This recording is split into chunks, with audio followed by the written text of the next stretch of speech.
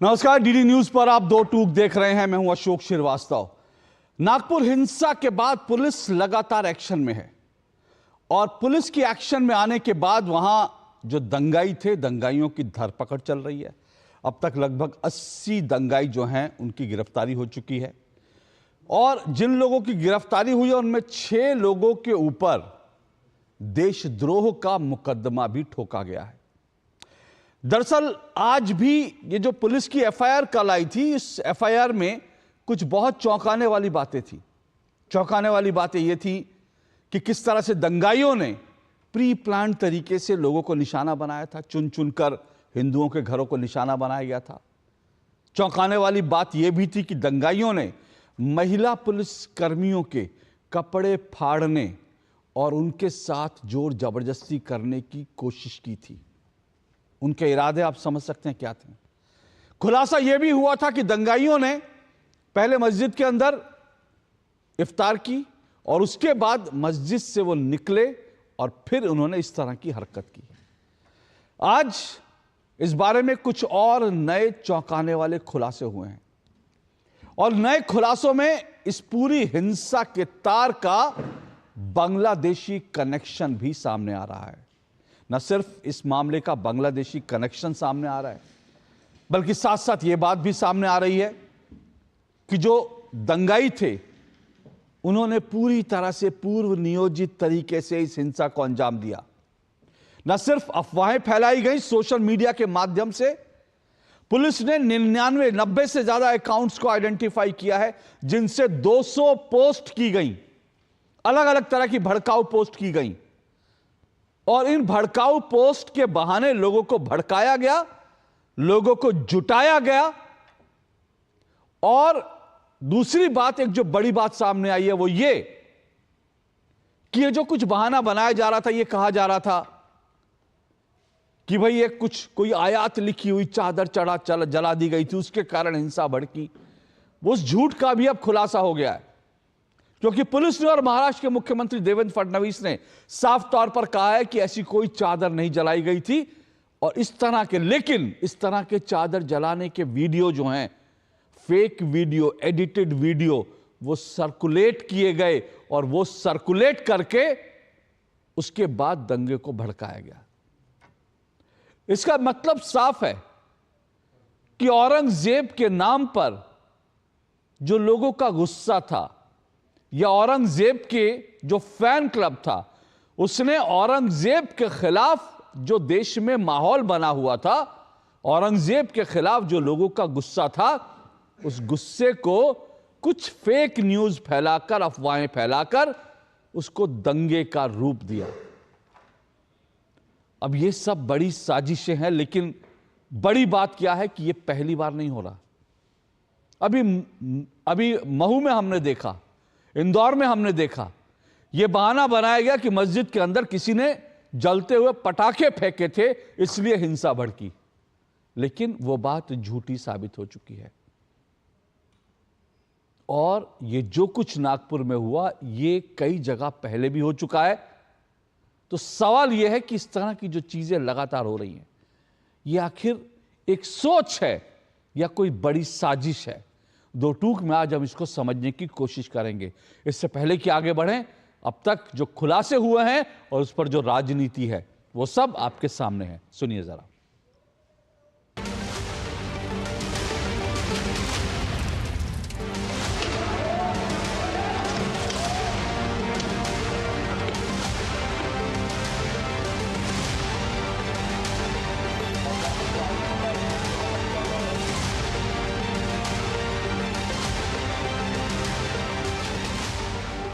ज्यांनी पोलिसांवर हल्ला केलेला आहे त्यांना कबरीत नाही खोदून काढू, सोडणार नाही। बाकी सगळ्या गोष्टी क्षम्य आहेत, पण पोलिसांवर हल्ला हा क्षम्य नाही। त्यामुळे त्यांच्यावर ही स्ट्रिक्टेस्ट कार्रवाई है। दंगाइयों को तो सज़ा मिलनी चाहिए, इसके लिए तो मैं भी खुद समर्थन करूंगा। लेकिन जो वीडियो मैंने देखा है सोशल मीडिया पे, पुलिस ने खुद ने वीडियो डाला है, उस वीडियो में चादर जलते हुए दिख रही है। सही परिस्थिति को पता कर जो ये दंगा भड़काने में जो शामिल है और जो दंगा करने में शामिल है, दोनों पक्षों को कार्रवाई करना चाहिए, ताकि एक पक्ष पे नहीं करना चाहिए और पक्षपात नहीं करना चाहिए। पहली एफआईआर है वो ये है कि जो औरंगजेब के खिलाफ में जो प्रोटेस्ट हुआ था, वो प्रोटेस्ट का जो वीडियो बनाकर और उसमें इस प्रकार की टिप्पणी कर कर उसको स्प्रेड किया गया, जिसमें वायलेंस को बढ़ावा दिया गया। उस पर 27/25 ऐसा एफआईआर दाखिल हुआ है। 28/25 जो वायलेंस जो वीडियोज़ हुए, उन वीडियोस को क्लिपिंग बनाकर उसको स्प्रेड किया गया, जिससे कि और फर्दर दो समुदाय के बीच में वायलेंस हो। और तीसरा है 29/25, जिसमें अभद्र प्रकार के पोस्ट किए गए, जिससे फर्दर वायलेंस को प्रमाण दिया गया। और 30/25 में जो वायलेंस की वीडियोज़ हैं उनको ग्लोरीफाई किया गया। उसमें किस प्रकार के एक कैप्शन दिए गए कि अल्लाह अकबर और सर तन से जुदा, और इसकी वजह से और उसको ग्लोरीफाई करके और उसको बढ़ाने के लिए अपील की गई, वो 30/25 में। और इस प्रकार से 4 एफआईआर दाखिल की है। देखो, बांग्लादेशी तो पूरे हिंदुस्तान में घुसे हुए हैं। बाला साहब ठाकरे भी कहा करते थे उस वक्त की 2 करोड़ से ज़्यादा बांग्लादेशी, मैं तो कहता हूँ उससे भी ज़्यादा है। और उन लोगों को तो ना कोई धर्म है, ना कोई उनका मज़हब है, उनको तो बस केवल हिंसा फैलाना। जैसे हम पश्चिम बंगाल में देखते हैं कि ज़्यादातर हिंसा वहाँ क्यों होती है, क्योंकि ज़्यादातर वहाँ बांग्लादेशी हैं। तो बांग्लादेशी को ना कोई प्रशिक्षण है, ना उनको कोई समाज की शिक्षा मिलती है, ना उन्हें किस तरह से रहना चाहिए ये समझता है, इसलिए वो लोग तो हिंसालु है। मैं मानता हूँ कि कुछ समय पहले मुंबई में एक मशहूर अभिनेता, उनके घर पर जो अटैक हुई, उसके बाद मुंबई पुलिस की जांच के बाद ये पता चला कि एक इलीगल बांग्लादेशी इमिग्रेंट ने वो अटैक किया। तो इस पर कार्रवाई होनी चाहिए जल्द से जल्द। राज्य सरकार, केंद्र सरकार के एजेंसियों को साथ में मिलकर जो भी घुसपैठी है, जो इलीगल इमिग्रेंट्स हैं, उनको हमें आइडेंटिफाई करना चाहिए, जल्द से जल्द प्रोसिक्यूट करके उनको डिपोर्ट किया जाना चाहिए। वहाँ डबल इंजन सरकार है ना, महाराष्ट्र में और केंद्र में, तो डबल इंजन सरकार की असफलता है। और अगर ये सरकार असफल है तो इन्होंने इस्तीफा देना चाहिए। आक्रांता का महिमा मंडन का मतलब देशद्रोह की नींव को पुख्ता करना। और स्वतंत्र भारत ऐसे किसी देशद्रोही को स्वीकार नहीं कर सकता है जो भारत के महापुरुषों को अपमानित करता हो, उन आक्रांताओं का महिमा मंडन करता हो, जिन आक्रांताओं ने भारत की सनातन संस्कृति को रौंदने का कार्य किया था, बहन बेटियों की इज्जत पर हाथ डालने का काम किया था, हमारी आस्था पर प्रहार किया था, उसे आज का ये नया भारत स्वीकार करने को कतई तैयार नहीं।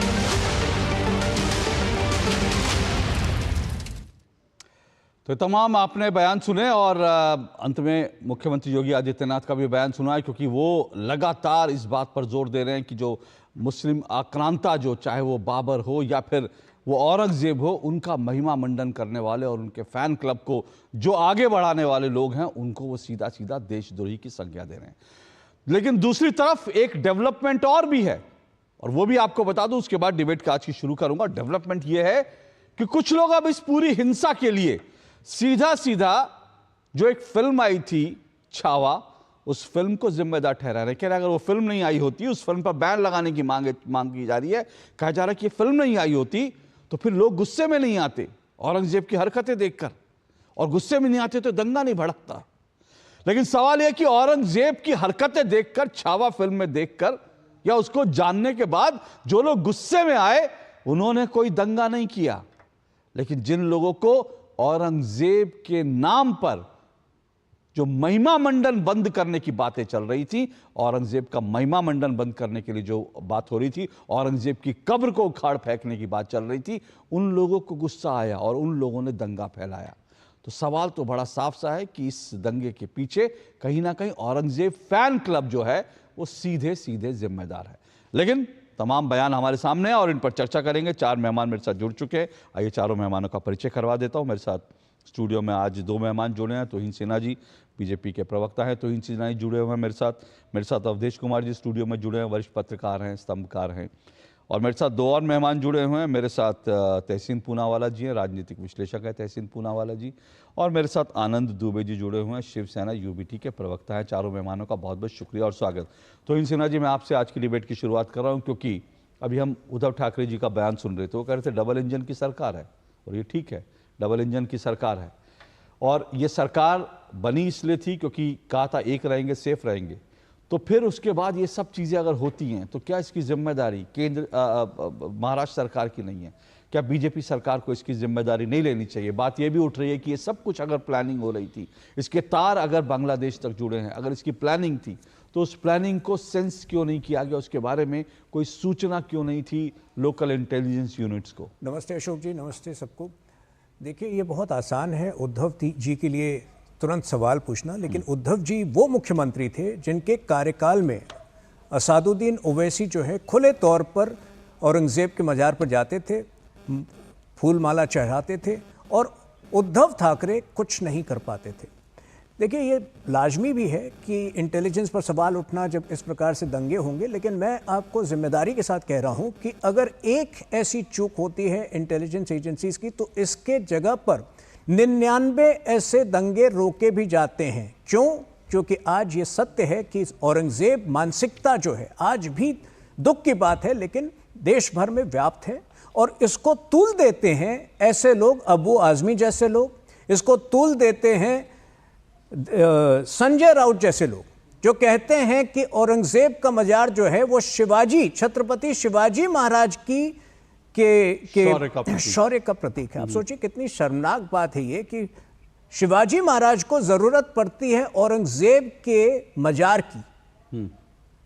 मतलब ये मानसिकता है उद्धव ठाकरे और बाला, जो कि खुद को बाला साहब ठाकरे के वंशज कहते हैं, उनके पुत्र की पार्टी की। तो निश्चित रूप से जब इस तरह से आईएस, मैं तो ये मानता हूं कि जो औरंगजेब की मानसिकता है वो वास्तविक आईएसआईएस का प्रहार जो आज हम कुछ समय पहले तक सीरिया में देख रहे थे, वो हमने 300 वर्ष पहले 49 वर्षों के लिए 1658 से लेकर 1707 में इस देश में देखा है। और ऐसे खूंखार व्यक्ति को अगर कोई व्यक्ति आज ग्लोरीफाई करता है, उसका महिमा मंडन करता है, तो निश्चित रूप से वो एक बड़े तबके के पॉपुलेशन के एक बड़े तबके को, हिंदू समुदाय को उकसा रहा होता है। और जो दंगे हमने देखे हैं, देखिए कश्मीर में 2016-17 में इस तरह पत्थरबाजी होती थी, इस तरह एक सुनियोजित तौर पर हिंसा भड़काने का प्रयास होता था। निश्चित रूप से ये इंटेलिजेंस की एक लैप्स थी, लेकिन ये हमें आगाह करती है कि बड़े स्तर पर आज भी औरंगजेब मानसिकता मौजूद है। और दृढ़ता के साथ देखिए, बुलडोजर अगर उत्तर प्रदेश में आया था तो उसका कारण था, और ये लोग ऐसे माहौल को पैदा कर देते हैं जिसमें कि उस प्रकार के कठोर जो एक्शन है वो अनिवार्य हो जाता है। महाराष्ट्र में भी होगा, मैं आपको निश्चित तौर पर ये बता रहा हूं। और फहीम खान के खिलाफ जो है आज कठोर से कठोर जो है सेक्शंस में उसको बुक किया गया है।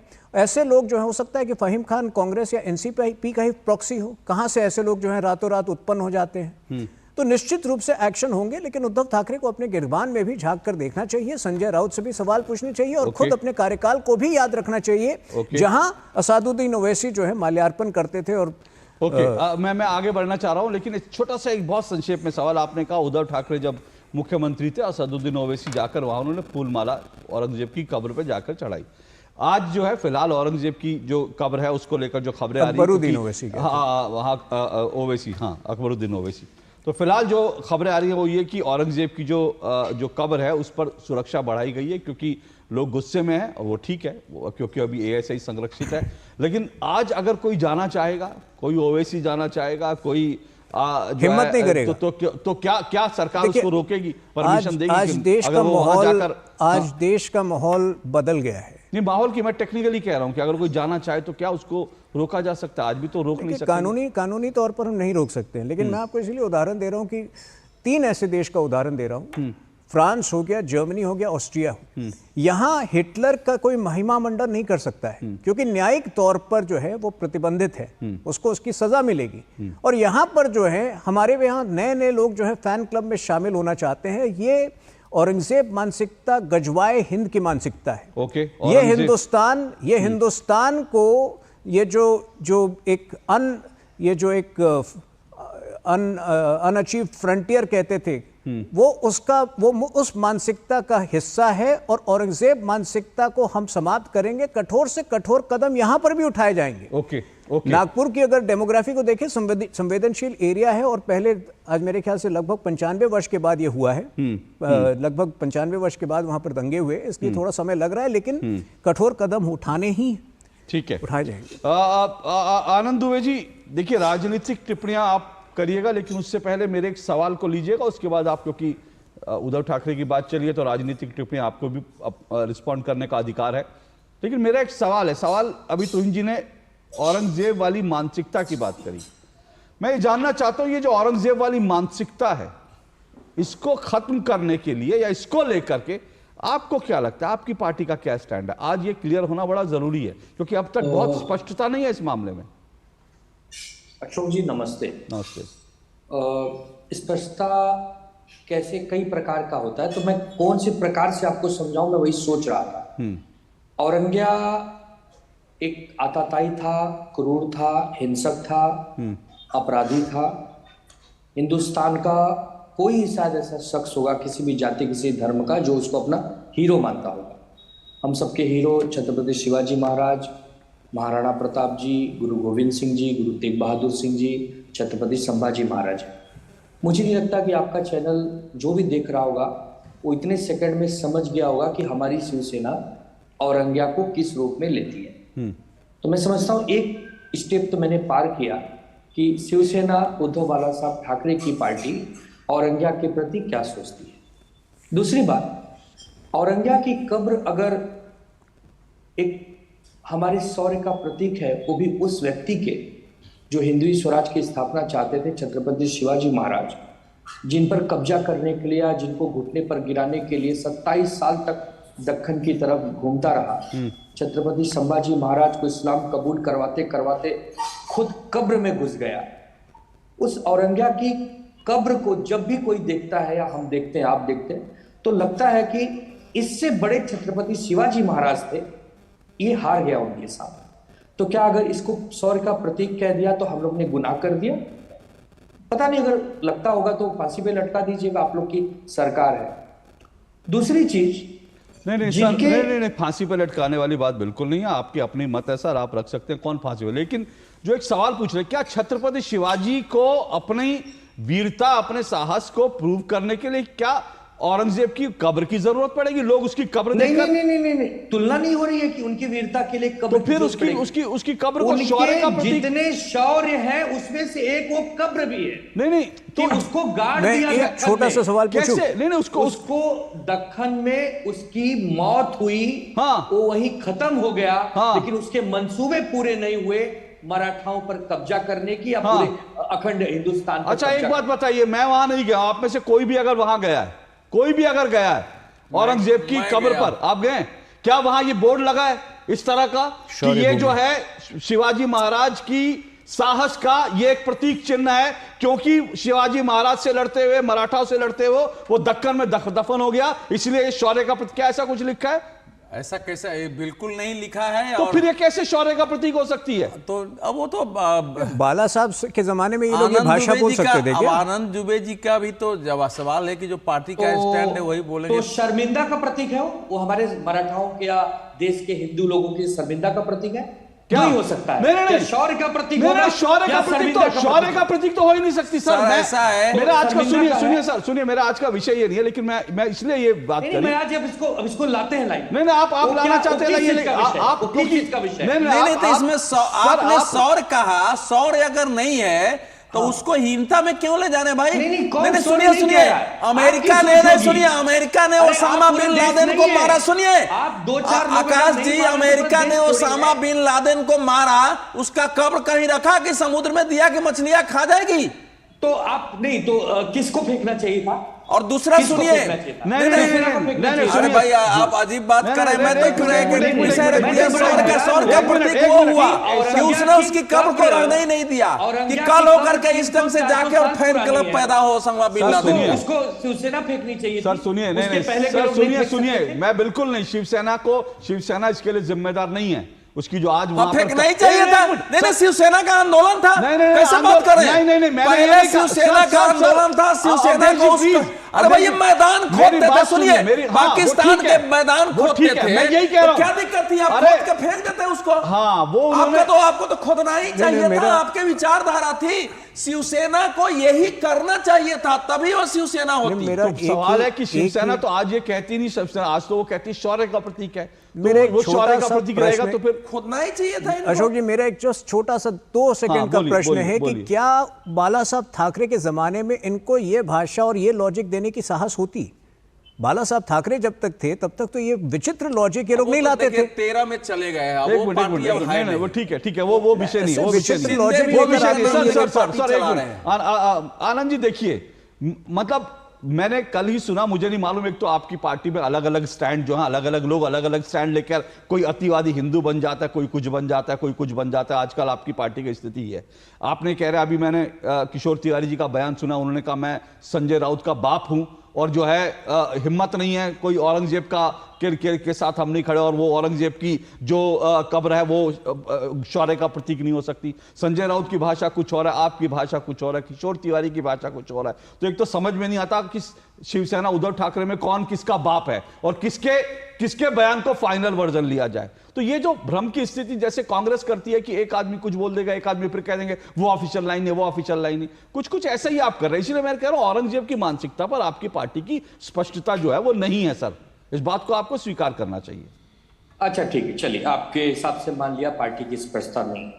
17 मार्च को जो नागपुर में हिंसा हुई, वो उस पर कुछ बात कर सकता हूं? बिल्कुल करिए, बिल्कुल करिए सर, मैं तो उसी पर लेकिन मैंने पहले ही कहा कि मैं सिर्फ स्पष्टता चाहता हूं कि औरंगजेब वाली मानसिकता को लेकर शिवसेना उद्धव ठाकरे की स्थिति क्या है।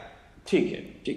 17 मार्च को 700-800 उपद्रवी दंगाई अपराधी एक प्रकार से उत्पात मचाते हैं, माताओं बहनों पर हमला करते हैं, पुलिसकर्मी बहनें घायल हो जाती हैं, 3 डीसीपी घायल हो जाते हैं, बम के गोले, तेजाब के गोले, तलवार, दुनियादारी, सब कुछ सबको पता है। ये बताइए ना, ये कानून व्यवस्था किसका विषय है? विपक्ष का विषय है या सरकार? अगर विपक्ष का है तो फिर कोई बात ही नहीं, उस पर डिबेट नहीं करूंगा, शांति से माफी मांगूंगा। नहीं, सरकार का विषय है, सवाल उठाइए। अगर ये सरकार का विषय है, तुहिन सिन्हा के पार्टी का विषय है, तो 700-800 दंगाई 50 घंटे से इस समय मेरे ख्याल से 60 घंटे होने आ गए और पकड़े जा रहे हैं केवल 80-90 लोग। ये किसका इंतजार हो रहा है अशोक जी? क्या माने, क्या ऐसा सीसीटीवी फुटेज से ढूंढ नहीं पा रहे हैं, या खुफिया एजेंसी उनको बता नहीं पा रही है, या किसी का डर बना हुआ है? जब ये पता चल गया कि ये दंगाई एक जगह इकट्ठा हुए थे, एक जगह इन्होंने षड्यंत्र रचा, इनकी कॉन्स्पिरेसी थी, इन्होंने हमला, अरे तो उनको पकड़ के अब तक तो 500 से ज्यादा गिरफ्तारियां हो जानी चाहिए थी। ठीक है, ये अच्छा, सवाल एक मिनट एक तो ये दूसरा, अगर इनके तार बांग्लादेश से जुड़ रहे हैं तो ये ढूंढने की जिम्मेदारी विपक्ष के पास है या सरकार? अगर विपक्ष के पास है तो विपक्ष क्षमा मांगेगा, असफल है विपक्ष की कोई ताकत नहीं है। और अगर ये सरकार के हाथ में है तो सरकार या तो बहुत चालाक है, इस पर बात नहीं करना चाहती है, या सरकार लापरवाह है, गैर जिम्मेदाराना है, उसको कुछ पड़ी नहीं। तो ये दो ही चीज, तीसरी चीज हो नहीं सकती। अगर इस हिंसा पर सरकार विपक्ष से सवाल पूछ रही है कि भैया तुम्हारा औरंगजेब पे क्या स्टैंड है, बजाय इसके कि दंगाइयों को पकड़ के मैं अंदर दबोच लूं, तो फिर मैं नहीं समझता कि इसका कोई न्याय होगा इस डिबेट पर। नहीं, दंगाई ना, बिल्कुल आपका सवाल मैंने पहले ही कहा, यह बिल्कुल वैलिड और ये सवाल बार बार पूछे जाने चाहिए। इस सवाल से तो कोई एतराज नहीं कर सकता। रही बात औरंगजेब पर स्पष्टीकरण की, वो लाख बार अगर कहूं आप नहीं मानेंगे तो नहीं मानेंगे, मैं बार बार कहूंगा कि औरंगजेब, सुनिए उधर मत जाइए, उधर मत जाइए, सर उधर मत जाइए, एक मिनट आनंद दुबे जी सुनिए, आनंद दुबे जी एक मिनट उधर मत जाइए, क्योंकि उधर जो है आपकी जो वहां पर जो जमीन है वो पोली है, उधर मत जाइए, क्योंकि अगर उसमें चले जाएंगे आप अभी धस चुके हैं सर, आप अभी धस चुके हैं, फिर दोबारा धस जाएंगे, फिर धस जाएंगे सर, फिर धस जाएंगे, क्योंकि कोई भी ये साबित नहीं कर सकता कि शिवाजी महाराज को जो है औरंगजेब की कब्र चाहिए अपनी वीरता साबित करने के लिए, अपनी वीरता साबित करें, उस जमीन में मत जाइए। आप जो सवाल उठा रहे हैं उन सवालों में मेरी बिल्कुल सहमति है। नहीं है सर, इस बात का है कि जिस प्रकार छत्रपति संभाजी महाराज ने घुटने नहीं टेके, औरंगिया कब्र में गड़ गया, लेकिन वो नहीं अडिग रहे, वो एकदम वहीं खड़े रहे, वो हमेशा हमारे तो फिर रहेगा, वो आपके सामने रहेगा। मतलब आप चाहते हैं कि औरंगजेब की कब्र को और सजा दिया जाए ताकि शिवाजी महाराज के शौर्य का और बड़ा प्रतीक बन जाए, उसको और सजा दीजिए, उस पे जो है उस पे और चादर चढ़ाइए और उस पर आपकी पूरी पार्टी हर साल जाया करे, उस पर चादर चढ़ाए और चादर चढ़ा करके कि हम तो शिवाजी महाराज का शौर्य को साबित करने आए हैं। जाइए आप गलत जगह जा रहे हैं। मैंने कहा आपने सही सवाल उठाए थे, आपने सही सवाल उठाए थे, उन सवालों से मुझे कतई एतराज नहीं है, मैं उन सवालों पर जाना चाहता था, लेकिन आपने ये मान लिया था। सुनिए सर, आपने ये स्वीकार किया कि मैं मान लेता हूं हमारी स्पष्टता नहीं है, उसके बाद आप दोबारा वहां जा रहे हैं प्रूव करने के लिए कि संजय राउत का बयान सही था। संजय राउत का बयान सही नहीं हो सकता। मेरी स्पष्टता है, आपकी स्पष्टता नहीं है सर, आपकी स्पष्टता नहीं है। तो फिर मुझे बताइए, एक मिनट मुझे बताइए, आपकी पार्टी का स्टैंड था कि पहले था कि नहीं था, कि पहले जब तक बाला साहब ठाकरे थे तब तक आपकी पार्टी उनको औरंगजेब की कब्र को उखाड़ना चाहती थी, नहीं उखाड़ना चाहती थी? बोलिए हाँ या ना। आज भी उस कब्र को उखाड़ना चाहता हूं। हाँ, आज भी उखाड़ना चाहते हैं। तो शौर्य का प्रतीक कैसे हो सकती है भाई साहब? ये जो भाई साहब, ये डबल स्टैंडर्ड कैसे हो सकते हैं? ये डबल स्टैंडर्ड कैसे हो सकते हैं? शौर्य का प्रतीक भी है, लेकिन तो इसका मतलब इसका आनंद जी सुनिए, आप कह रहे हैं एक तरफ संजय राउत कह रहे हैं, एक तरफ आप कह रहे हैं आपकी पार्टी आज भी उखाड़ना चाहती है, दूसरी तरफ कह रहे हैं कि शिवाजी महाराज के शौर्य का प्रतीक है, तो आप शिवाजी महाराज के शौर्य के प्रतीक को उखाड़ना चाहते हैं। जरा सर स्पष्ट हो जाइए, आप कहना क्या चाहते हैं? सर मैं यही कह रहा हूं, आज शिवसेना उद्धव ठाकरे के साथ, एक मिनट सर रुकिए, शिवसेना उद्धव ठाकरे के साथ आज दिक्कत यही है कि उसको समझ नहीं आता कि वो छोटा पजामा पकड़े या उसको जो है केसरिया पकड़ना है। वो इसी उधेड़बुन में रहती है। वक्फ को लेकर आपकी स्थिति स्पष्ट नहीं है, औरंगिया मानसिकता को लेकर आपकी स्थिति स्पष्ट नहीं है। अभी दंगाइयों पर अगर मैंने आपसे लंबी डिबेट कर ली तो वहां भी आप कहेंगे नहीं दंगाइयों को ये मत करो वो मत करो। आप हर जगह कंफ्यूज दिख रहे हैं सर। लेकिन मैंने फिर से कह रहा हूं, आप एक जगह पर घातक होता है। सुनिए सर, एक जगह पर फैसला आनंद दुबे जी आप एक जगह पर सही हैं। आनंद दुबे जी आप एक जगह सही हैं जहां आप सरकार के खिलाफ सवाल उठा रहे हैं, वो उन सवालों पर मैं नहीं भागूंगा। क्योंकि सुनिए आनंद दुबे जी, एक मिनट आनंद दुबे जी सुनिए, के पास चली जाएगी। आनंद दुबे जी सुनिए, आनंद दुबे जी सुनिए, बात नहीं चली जाएगी सर, बात नहीं चली जाएगी, आप चले जाएंगे क्योंकि आज आप सिर्फ 9:35 तक मुझे बताया गया, इसलिए आपके सवालों पर मैं जवाब दे, नहीं तो अगर आप पूरी डिबेट में बने रहिए तो मैं आपके सवालों पर दोबारा आ जाऊंगा, मुझे कोई दिक्कत नहीं है। आप बात नहीं जाएगी लेकिन आप चले जाएंगे क्योंकि आप जल्दी में, इसलिए आप फंस जाएंगे। इसलिए रुकिए, मैं आपके सही सवालों को उठा रहा हूं, मुझे उससे कोई एतराज नहीं है, रिस्पॉन्ड कीजिए। वो कह रहे हैं कि पुलिस तो आपकी है ना सर, निश्चित रूप से पुलिस आपकी है और अब तक 80 क्यों पकड़े गए हैं और 500 क्यों नहीं पकड़े गए, ये सब चीजें इसलिए सब कब करेंगे? सबसे पहली बात मैंने स्वीकार किया है कि इंटेलिजेंस की चूक हुई है। 99 बार अगर इंटेलिजेंस कामयाब होती है तो दुख की बात है, लेकिन एक बार इंटेलिजेंस विफल रही है इस केस में, ये तो मैंने स्वीकार किया है। अभी फहीम खान जो है मास्टरमाइंड गिरफ्तार हो चुका है, कई और गिरफ्तार हो चुके हैं। मैं आपको आश्वस्त कर रहा हूं कि एक एक दंगाई जो है पकड़ कर उसको जो है कड़ी से कड़े प्रावधान उस पर ठोके जाएंगे, कड़े से कड़े सेक्शंस पर ठोके जाएंगे और ऐसा मिसाल कायम किया जाएगा कि दोबारा जो है महाराष्ट्र की भूमि में इस तरह की जो जिहादी मानसिकता है, इस तरह की औरंगजेबी मानसिकता है, दोबारा ना दिखे। ओके, ठीक बात है, ठीक बात। बोलिए, एक मिनट, अगर आप ऐसा करने में सफल होते हैं तो जय जयकार भी आपकी होगी। आपको संदेह क्यों है हमारे साथ? आपको संदेह क्यों है? आप 23 नवंबर से प्रचंड बहुमत की सरकार में आप आए। आज हम 20 मार्च को बैठे। दंगा तो 3 दिन पहले हुआ ना। इन 3-4 महीनों में जो कानून व्यवस्था की दुर्गति हुई है महाराष्ट्र में, शायद आपको नहीं पता तुहिन भाई, तो मैं फिर से याद दिला देता हूं। 9 दिसंबर को संतोष देशमुख की ऐसी हत्या हुई कि वो फुटेज भी हमारा, देखिए हम वसूली राज नहीं चला रहे हैं, हम वसूली राज नहीं चला रहे हैं महाराष्ट्र में आपकी तरह। आनंद जी सुनिए, जहां पुलिस जो एक्सटॉर्शन के टारगेट देते थे 100 करोड़ के, हम वो राज नहीं चला रहे। तो इंजो रुकिए, कानून व्यवस्था पर आनंद जी मुझे लगता है, मैं फिर से कह रहा हूं, मैं समझ रहा हूं आज आपको कोई बहुत इमरजेंसी है और आप नहीं तो पूरी डिबेट में जुड़ते हैं, तो इसलिए आप कानून व्यवस्था का मुद्दा उठाएंगे तो मेरी बहस उधर चली जाएगी, क्योंकि उनको भी रिस्पॉन्ड करने का मौका दूंगा। मेरा आज का विषय चला, अभी मैं तहसीन भाई के पास गया भी नहीं हूँ, मैं अभी जो है अवधेश जी के पास ठीक से आया भी नहीं हूँ, तो इसलिए नहीं सर, आपकी गलती। मैं एक बात, मैं सिर्फ आपको याद दिला रहा हूँ सर, और कोई बात नहीं है। नहीं तो मुझे तो पूरा 1 घंटा अगर आप इस पर डिबेट करेंगे मुझे दिक्कत नहीं है, लेकिन मुझे छोटा सा एक ब्रेक लेना। मैं तहसीन भाई आ रहा हूँ, अवधेश जी आपके पास आऊंगा इस छोटे से ब्रेक के बाद। सस्ते वाले दाल मसाले स्वाद हुआ बेकार, MDH की हल्दी मिर्ची धनिया करे कमाल, ये रंग दे, ये खुशबू दे, ये तीखा, ये कम पड़े, क्या निराला MDH मसाला। जो लक्ष्य चुना था समझ आने लगा है। GLA यूनिवर्सिटी, उच्च लक्ष्य की निश्चित प्राप्ति। Under the Honorable PM's leadership, an unprecedented push to yoga has been given. Today, yoga is playing a significant role in enhancing health and wellness across the world. PM Yoga Awards are given in recognition to outstanding contributions by individuals and organizations to the field of yoga. These awards carry a trophy, certificate and a prize of 25 lakh rupees. Hurry! Send your entries through MyGov platform before 31st March. Visit Ministry of Ayush website or MyGov platform for more details. Ashutosh Verma, mutual funds distribute. अरे sir जी, mutual fund वाले खुद ही कहते रहते हैं direct investment कर लो। सारे direct investment करेंगे तो आपका कौन पूछेगा? हम यहाँ क्यों बैठे हैं? गड्डी सीखने के लिए? सर जी, म्यूचुअल फंड्स का भी सेम फंडा है। शुरुआत में किसी ना किसी को तो म्यूचुअल फंड्स की सारी जानकारी देनी होगी ना। मैंने भी शुरुआत करनी। आप भी मेरी तरह म्यूचुअल फंड्स डिस्ट्रीब्यूटर बन सकते हैं। जानिए कैसे mfdkareshuru.com पर। तो करें शुरू। जो लक्ष्य चुना था समझ आने लगा है।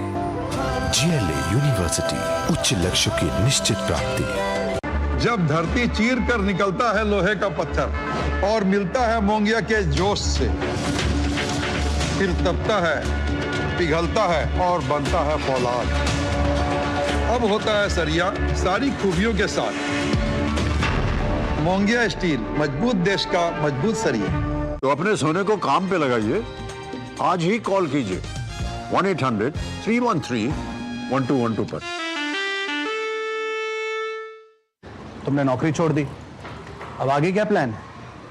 Full time mutual fund distribution. बेटा, इतने में घर कैसे चलेगा?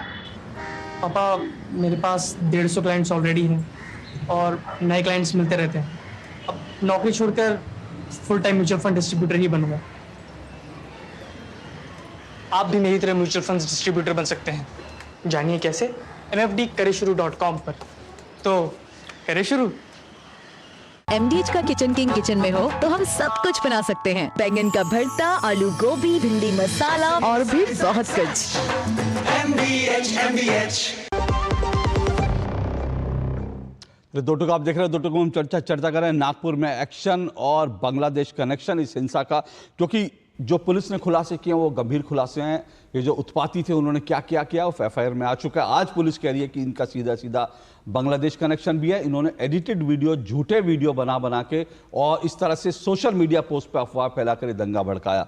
इन सब पे चर्चा कर रहे हैं। तुहिन सिन्हा मेरे साथ जुड़े हुए हैं, बीजेपी से तहसीन पूनावाला राजनीतिक विश्लेषक हैं, और आनंद दुबे जी है मेरे साथ, शिवसेना उद्धव ठाकरे के प्रवक्ता, अवधेश कुमार जी वरिष्ठ पत्रकार। आनंद जी रुकिएगा, मैं आपके पास आऊँ इससे पहले तहसीन पूनावाला जी के पास जा रहा हूँ। तहसीन जी भाई, ये मैं अभी भी सुन रहा था, लगातार जो है ये पुलिस ने साफ कह दिया कि जो वीडियो थी एडिटेड थी और इसमें काट छांट की गई थी। कोई आयात नहीं जलाने वाली जो वीडियो वो नहीं है, वो पूरे एडिटेड है। लेकिन मैं सुन रहा था आज भी विपक्ष की ओर से लगातार ये कहा जा रहा था कि हमने तो वीडियो देखी तो दंगा भड़काने वाले भी जिम्मेदार है। मतलब वो बार बार बैलेंस एक्ट करने की कोशिश कर रहे हैं कि दंगा करने वाले तो ठीक है, लेकिन दंगा भड़काने वाले जिन्होंने औरंगजेब की कब्र खोदने की बात करी, औरंगजेब के जो प्रतीकात्मक जो जलाया उसका जो है स्टैचू, उसको लेकर के लोग आज भी, ये बैलेंसिंग एक्ट क्यों होता है सर? थैंक यू अशोक जी, आपके शो में मुझे शिरकत करने का मौका मिला और सबसे पहले आपको जन्मदिन की ढेर सारी शुभकामनाएं। प्रार्थना करता हूँ कि भगवान शिव आपको सुख शांति और लंबी जिंदगी से आपको नवाजे। और देखिए, दो चीज़ है, महाराष्ट्र में कोई भी व्यक्ति किसी भी धर्म का हो और यहाँ पर शायद हम 3 लोग महाराष्ट्र से, तुरीन भाई, आनंद भाई और मैं, औरंगजेब को नहीं मानते। हम मानते औरंगजेब एक क्रूर व्यक्ति था। लेकिन पिछले 15 दिन में महाराष्ट्र में क्या हुआ, मैं थोड़ा इस पर प्रकाश डालना चाहता हूँ। पिछले 15 दिन में एक कैबिनेट मिनिस्टर, कोई आवाज आ रहा है बैकग्राउंड में, जरा कोई आवाज नहीं है प्लीज तहसीन भाई जी। बैकग्राउंड। पिछले 15 दिन में एक कैबिनेट मिनिस्टर वर्तमान सरकार का धनंजय मुंडे जी को रिजाइन करना पड़ा, उस पर मर्डर के एलिगेशन लगे। पिछले 15 दिन में केंद्र की सरकार की एक रिपोर्ट आई कि किसानों की आत्महत्या सबसे अधिक महाराष्ट्र में थी, 8 प्रतिदिन। और तीसरी एक चीज की लाडली बहन योजना का जो एलोकेशन था उसको कम करना पड़ा। इसके चलते डाइवर्जन से किसको फायदा होता? मैं बिल्कुल ये मानता हूं कि वो 3rd ग्रेड एक्ट्रेस और अबू आजमी जो बीजेपी का बी टीम है, इन्होंने पहले ये चिंगारी लगाई। मैं बिल्कुल मानता हूं, नो इफ नो बट, आप मुझे जानते हैं मैं बड़ी सटीक बात करता हूं। तो 3rd ग्रेड एक्ट्रेस और अबू आजमी ने ये बात की शुरुआत की। क्यूरियस बात ये, अबू आजमी ने ये बात उस दिन की जिस दिन धनंजय मुंडे जी को रिजाइन करना पड़ा। और कहीं ना कहीं अखिलेश जी को भी सोचना पड़ेगा अबू आजमी साहब के बारे में। खैर, वहां से जो भाषण राणे जी ने दिया, उसके बाद टी राजा ने दिया, ऑब्वियसली ये सारी बातों को भड़काया गया और इससे फायदा भाजपा को मिल रहा है 100%, नो टू वेज। लेकिन हम दंगों पर आते हैं। ये बिल्कुल सही है कि एक रूमर पर दंगे हुए। ओवैसी साहब लगातार खड़े होकर कह रहे कि कुरान की आयतें थी उस हरे चादर के ऊपर, जो बिल्कुल झूठे। जो वहां के कमिश्नर है नागपुर के, बहुत प्रोफेशनल आईपीएस ऑफिसर है, उन्होंने कहा ये नहीं था, तो उसको उनकी बात को हमने मानना पड़ेगा। लेकिन लगातार अगर इस तरह की बात होगी, इसलिए मैं कह रहा हूं इसमें किसका फायदा हो रहा? भाजपा पे। क्यों कमिश्नर उसको अरेस्ट नहीं कर रहा? ओवैसी को खींच कर क्यों नहीं ला रहा है महाराष्ट्र के अंदर? मैं इसलिए बता रहा हूं क्योंकि भाजपा का फायदा है जब तक ये ध्रुवीकरण बढ़े, वो इसलिए करवा रहा है। ओवैसी लगातार टीवी पे आके भी ऐसी बातें कर रहा है। रूमर्स पर दंगे हुए, जितने भी दंगे ये, नो इफ नो बट, उन पर टेरर चार्जेस लगनी चाहिए। लेकिन अगर वर्तमान पुलिस कह रही है कि एडिटेड क्लिप्स आए, जब वो जानते थे कि इनके मंत्री राणे और टी राजा जो विधायक है तेलंगाना से इस तरह के भाषण दे रहे जिसके कारण ये बढ़ सकता है, ये कॉमन सेंस की बात नहीं, सुप्रीम कोर्ट का जजमेंट भी है हेट स्पीच के ऊपर। उन्होंने अलर्ट क्यों नहीं रहे? इंटेलिजेंस क्या कर रहा था? नेशनल इंटेलिजेंस, लोकल इंटेलिजेंस क्या कर रहा था? बार बार एक पैटर्न हो रहा है, संभल हो, कहीं और उत्तर प्रदेश में हो, राजस्थान में हो, महाराष्ट्र में हो, जहां पर भी डबल इंजन की सरकार है, इंटेलिजेंस फेलियर हो रहा। यहां तक के माननीय रविशंकर प्रसाद जी खुद पार्लियामेंट के अंदर खड़े होकर कहते कुंभ मेले में जो लोगों के जो लोग गुजर गए, जो स्टैम्पीड हुआ, वो भी एक कॉन्स्पिरेसी था। भाई कॉन्स्पिरेसी था तो आपकी सरकार 11 साल से कॉन्स्पिरेसी हो रही, आप एक कॉन्स्पिरेसी को सॉल्व नहीं कर पा रहे, कब तक ये कॉन्स्पिरेसी का बहाना दोगे? मैं दोबारा से एक अपील कर रहा हूं, अबू आजमी और ओवैसी को आप खींचकर क्यों नहीं लाते? क्यों उसको अरेस्ट नहीं करते? इसलिए नहीं करते क्योंकि आपका फायदा होता है। आप रानी जी पर क्यों कार्रवाई नहीं करें? क्योंकि आपका फायदा हो रहा। आप टी राजा को क्यों आने दी? क्योंकि आपका फायदा हुआ। जो भाषण टी राजा ने दिया, अगर मैं वो शब्द दूरदर्शन पे नहीं बोल सकता, क्या एक विधायक को इस तरह के भाषण देना चाहिए? जो अबू आजमी ने बोला वो हम रिपीट नहीं कर सकते। उसी दिन वो और अब क्यूरियस बात देखिए, मैं आपका मैच फिक्सिंग बताता हूं। जिस दिन धनंजय मुंडे को रिजाइन करना पड़ा, एक पत्रकार अचानक से अबू आजमी को औरंगजेब पे सवाल पूछता और वो इतिहास बताता है। किसको बेवकूफ बना रहे आप लोग? मतलब आप कह रहे हैं मीडिया भी इस मैच फिक्सिंग में शामिल है? नहीं, मीडिया पे कैसा दोष डाले? वो ऑब्वियसली कुछ ऐसे लोग हैं जो ये कार्य में होगा, कोई यूट्यूबर। ओके, आप कह रहे हैं कि एक तरह बी टीम है। मैं 2 चीजें कह के फिर अवधेश जी सिर्फ शुरू किएगा, अवधेश जी का रिस्पॉन्ड के बाद मैं आपके पास आता हूं आनंद जी, उसके बाद आप चले जाइएगा। सिर्फ 2 मिनट रुकिए, अवधेश जी का रिस्पॉन्ड के बाद आपके पास आऊंगा, फिर आप चले जाइएगा, आप अपना आखिरी रिस्पॉन्ड देंगे। मैं सिर्फ 2 चीजें कहना चाहता हूं। एक तो यह है कि जब हम औरंगजेब की बात करें, देखिए इस देश में औरंगजेब फैन क्लब और जो बाकी जो चीजें इस देश में नैरेटिव की बात कर रहा हूं मैं सर, कॉन्स्पिरेसी तो बाद में आएगी, पहले नैरेटिव को समझना पड़ेगा। आपने मुझे जन्मदिन की शुभकामनाएं दी, आपका आभार। लेकिन सर आज मेरे जन्मदिन से बड़ी एक चीज है, आज दारा शिकोह की जयंती है।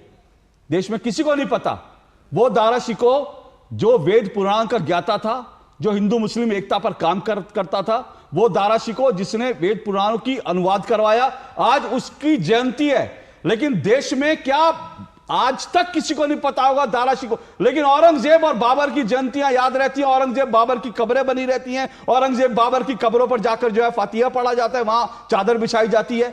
ये इस देश में नैरेटिव है, पहली बात तो ये समझिए। दूसरी जो आपने मैच फिक्सिंग का, अवधेश जी रिस्पॉन्ड कीजिए, लेकिन साथ साथ ये भी आपकी सबकी जानकारी दे दूं, अभी आज जो है इंडियन यूनियन मुस्लिम लीग की इफ्तार पार्टी थी, जहां सोनिया गांधी बैठी थी, जहां पर जो है जया बहादुरी बच्चन बैठी थी, जहां पर जो है बाकी जो है समाजवादी पार्टी के जो है अखिलेश यादव बैठे थे, और जहां ओवैसी बैठे थे, तो सर मैं फिर हाँ, तो यही मैं कह रहा हूं, मैं उसकी बात नहीं कर रहा, मैं कह रहा हूं कि इफ्तार की दावतें आप सब लोग मिलकर करेंगे, सब लोग मिलकर करेंगे, बीजेपी को गालियां सब मिलकर देंगे, चुनाव सब मिलकर लड़ेंगे, सरकारें बनानी आएंगे तो कहेंगे हम मिलकर बीजेपी को रोकेंगे, लेकिन जब कोई कॉन्स्पिरेसी होगी तो कभी अबू आसिम आजमी बी टीम हो जाता है बीजेपी, कभी ओवैसी बी टीम हो जाते हैं। ये सर डबल स्टैंडर्ड है।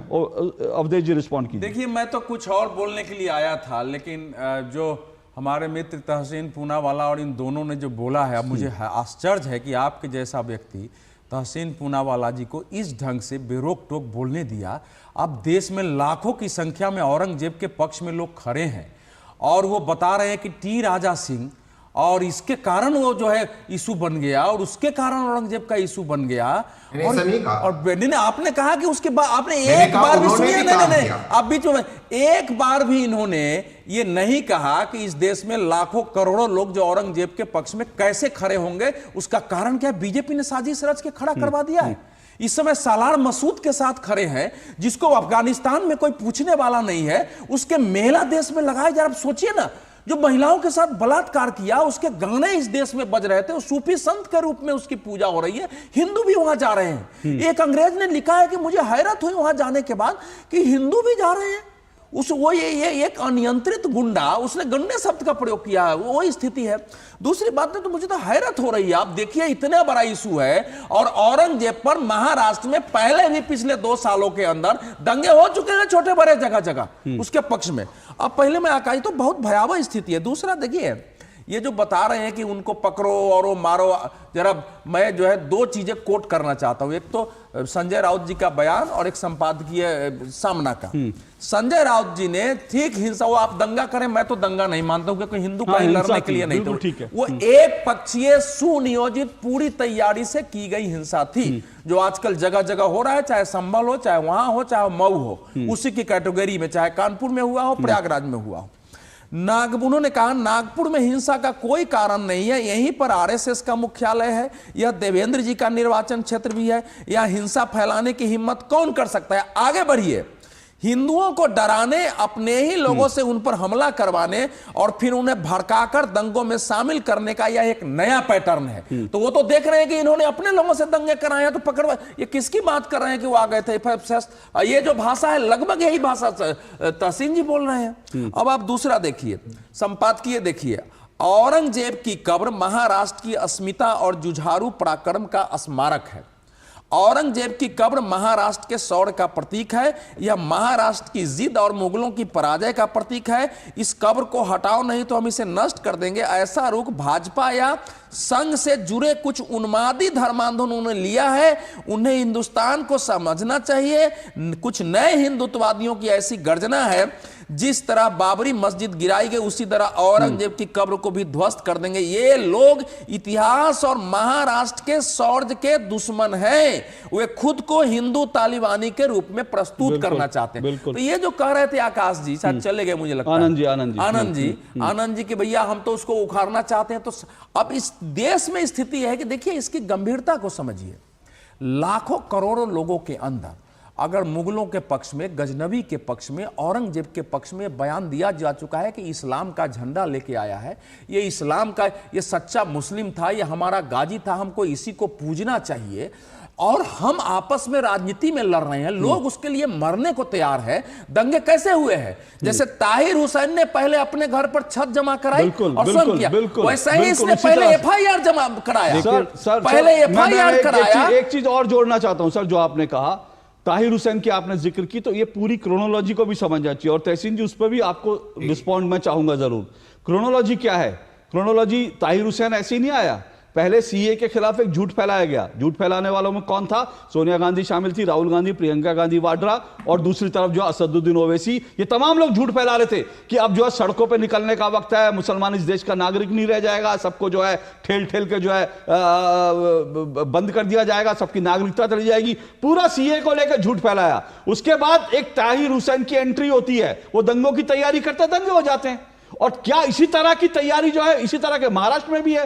पहले असदुद्दीन ओवैसी, पहले जो है एक फिल्म आती है, फिल्म के बाद कुछ लोग जो है औरंगजेब के खिलाफ गुस्सा होते हैं, नहीं तैयारी करके नहीं, वो बाहर चला जाता है, कहता है कि मैं बाहर हूं, अपना मोबाइल किसी और को देता है कि उसका लोकेशन दूसरी जगह दिखे। यही कह रहा हूं कि ये सारी की सारी जो है ना, सवाल ये है कि क्रोनोलॉजी यहां पर भी देखिए, वक्त को लेकर, वक्त संशोधन कानून को लेकर झूठ फैला रही है एक पूरा का पूरा वो, जिनमें से आप जिनको कह रहे हैं कि बीजेपी की बी टीम है, वो उन्हीं लोगों में वक्त के खिलाफ झूठ फैलाने वाले लोग हैं, वक्त संशोधन बिल के खिलाफ। अब वही लोग जो है चाहते हैं कि कभी मुंह में दंगा हो जाए, कभी नागपुर में दंगा हो जाए, फिर कहेंगे ये बीजेपी की टीम बी टीम है। तो ये जो चीजें है ना, ये बड़ी कंफ्यूजिंग है, ये लोगों को स्पष्टता होनी चाहिए। और जो बात अवधेश जी ने कहा सवाल है, देखिए खतरनाक है। सुनिए, इस देश में कहा जा रहा है कि वक्फ संशोधन में सारे मुसलमानों की जो जमीन है वक्फ चली जाएगी, सरकार ले लेगी। नहीं, किसान आंदोलन में था कि सारी जमीनें जो है ये दे देंगे पूंजीपतियों को।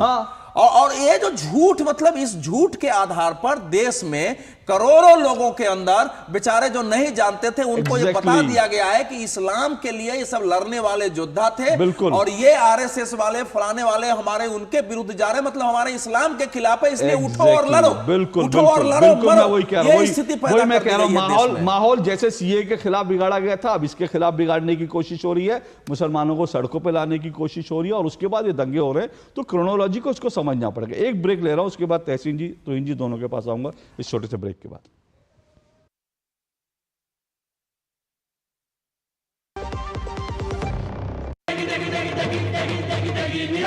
MDH की देगी मिर्च का तड़का, अंग अंग फड़का। MDH की देगी मिर्च। Ashutosh Verma, mutual funds distribute. अरे सर जी, म्यूचुअल फंड वाले खुद ही कहते रहते हैं डायरेक्ट इन्वेस्टमेंट कर लो। सारे डायरेक्ट इन्वेस्टमेंट करेंगे तो आपका कौन पूछेगा? हम यहाँ क्यों बैठे हैं? गड्डी सीखने के लिए? सर जी, म्यूचुअल फंड्स का भी सेम फंडा है। शुरुआत में किसी ना किसी को तो म्यूचुअल फंड्स की सारी जानकारी देनी होगी ना। मैंने भी शुरुआत करनी। आप भी मेरी तरह म्यूचुअल फंड्स डिस्ट्रीब्यूटर बन सकते हैं। जानिए कैसे mfdkareshuru.com पर। तो करें शुरू। Under the Honorable PM's leadership, an unprecedented push to yoga has been given. Today, yoga is playing a significant role in enhancing health and wellness across the world. PM Yoga Awards are given in recognition to outstanding contributions by individuals and organizations to the field of yoga. These awards carry a trophy, certificate and a prize of 25 lakh rupees. Hurry! Send your entries through MyGov platform before 31st March. Visit Ministry of Ayush website or MyGov platform for more details.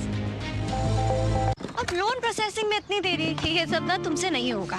लो तुम ही कर लो। देखो तुम इधर आओ। क्या बात? Financial assets का प्रमाण देना है, इस वजह से लोन अटका है। देखो, अकाउंट एग्रीगेटर से जुड़ो। अकाउंट एग्रीगेटर बैंक इत्यादि के पास उपलब्ध आपकी वित्तीय जानकारी को आपकी स्पष्ट सहमति से ऋण देने वाली वित्तीय संस्थाओं से साझा करता है। पापा, it was so easy. RBI कहता है जानकार बनिए, सतर्क रहिए। जो लक्ष्य चुना था समझ आने लगा है। GLA यूनिवर्सिटी, उच्च लक्ष्य की निश्चित प्राप्ति। तुमने नौकरी छोड़ दी, अब आगे क्या प्लान है? Full time mutual fund distribution. बेटा, इतने में घर कैसे चलेगा? पापा, मेरे पास 150 क्लाइंट्स ऑलरेडी हैं और नए क्लाइंट्स मिलते रहते हैं। अब नौकरी छोड़कर full time mutual fund distributor ही बनूंगा। आप भी मेरी तरह म्यूचुअल फंड डिस्ट्रीब्यूटर बन सकते हैं। जानिए कैसे? mfdkareshuru.com पर। तो करें शुरू। जीरा से प्यास बुझाएं, डाइजेशन के लिए मस्त, शरीर में नमक पानी का बैलेंस बनाए।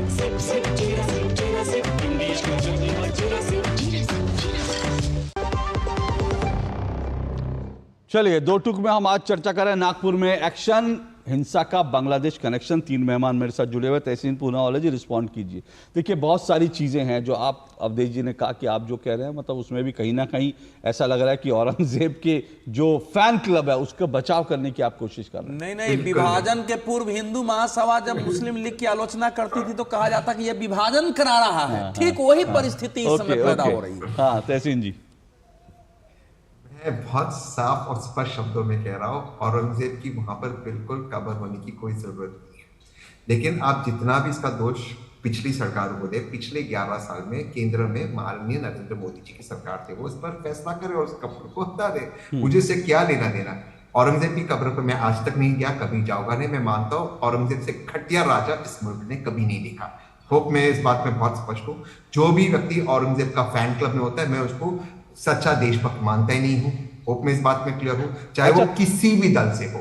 अच्छा तहसीन जी, एक छोटा सा रिस्पॉन्ड, क्या आप संजय राउत की बात से सहमत है कि और छत्रपति शिवाजी की शौर्यता के प्रतीक के रूप में औरंगजेब की कब्र है? संजय राउत शिवसेना का मणिशंकर अय्यर है। अब इससे ज्यादा मैं आपको क्या बोलूं। जब वो मुंह खोलता है उद्धव ठाकरे जी के 10 वोट कम हो जाते हैं। तो मेरी ऑनेस्टली राय उद्धव ठाकरे जी को कि संजय राउत जी को थोड़ा सा दूर रखिए। जो हाल मणिशंकर अय्यर जी ने कांग्रेस का किया, वही हाल संजय राउत जी उद्धव ठाकरे जी की पार्टी का कर रहे हैं। खैर वो डिबेट का बात यहाँ पर सिर्फ ही मैं दोबारा से कह रहा हूँ, शुरुआत करने वाली वो एक्ट्रेस और अबू आजमी थे। मैं बिल्कुल इसमें नहीं जा रहा कि उन्होंने शुरुआत नहीं की, बिल्कुल। और मैं एक बात बहुत स्पष्ट आपके चैनल पे कह रहा हूं कि किसी भी फिल्म से आपका अधिकार नहीं किसी भी फिल्म को देखकर हिंसा करना। आपको फिल्म पसंद नहीं आती, आप थिएटर के बाहर जाइए। आपको न्यूज का कोई चैनल पसंद नहीं आता, आप चैनल बंद करिए। आपको कोई आर्ट वर्क पसंद नहीं आता, आप गैलरी के बाहर जाइए। कोई किताब पसंद नहीं आती, आप किताब बंद करिए, दूसरी किताब लिखिए। आपको ये अधिकार नहीं है वायलेंस करना। और ये जो कह रहे हैं फिल्म की वजह से, बहुत ही घटिया सोच है। फिल्म और फ्रीडम ऑफ स्पीच की हमें रक्षा करनी चाहिए, ये सबसे पहली बात है। बात उस एक्ट्रेस और अबू आजमी के बाद जो हेट स्पीच हुआ, मैं उसकी कर रहा हूं। और दोनों मिलकर या उन्होंने भड़काया, लेकिन फिर भी जितने भी लोग बाहर आए नागपुर में, रूमर्स के आधार पर किसी को भी दंगा करने का अधिकार नहीं। और मैं उम्मीद करता हूं उन पे टेरर चार्जेस लगे। होप मैं बहुत स्पष्ट हूं इन बातों पर। लेकिन मैं आगे का एक सवाल पूछ रहा हूं, इन सब चीजों से पॉलिटिकल फायदा कौन सी पॉलिटिकल पार्टी को हो रहा है? और कैसे अबू आजमी, वो एक्ट्रेस, बाकी राणे साहब, टी राजा साहब, वो सारी बातें कर रहे हैं जब भाजपा की सरकार महाराष्ट्र के अंदर तकलीफ में। ये क्या कोइंसिडेंस है? और एक चीज, अगर ये कोइंसिडेंस नहीं है तो ये किस तरह का इंटेलिजेंस फेलियर है कि दिल्ली से लेकर जहां 2 दंगे हुए, उत्तर प्रदेश, महाराष्ट्र, जहां पर भी इनकी डबल इंजन की सरकार है, मणिपुर, इंटेलिजेंस फेलियर हो रहा है, बार बार हो रहा है, बार बार हमें डिबेट कर रहे हैं।